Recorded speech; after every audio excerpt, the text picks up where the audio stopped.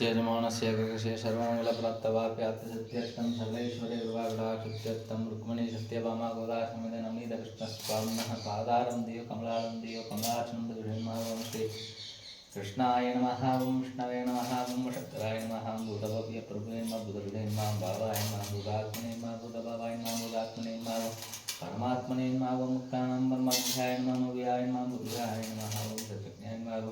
अक्षराय नमः योगाय नमः वेदामित्राय नमः प्राणपुरुषेश्वराय नमः नारसिंहक्षे नमः श्रीमते नमः ओं सौम्याय नमः ओं नमः भास्करकृते नमः मादाराय नमः मदर्मः धर्माय नमः ओं महेश्वराय नमः ओं ऋग्वेदाय नमः यजुर्वेदाय नमः सामवेदाय नमः धर्मवेदाय नमः वीरवदेशाय नमः द्रवदेशाय नमः द्रवदेशाय नमः सर्वात्र सुखदाय रुक्मिणी सत्यभामा प्राणदाय रमणीयकृष्णस्वामी नमो नमः दुर्भाखारं दुर्गष्टोत्तरशतदिव्य नामाचलं सम्पूर्णं ओं शिवचिकं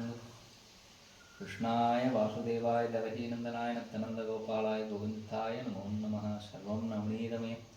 नवनीतकृष्णं गडाक्षमन्त्रम्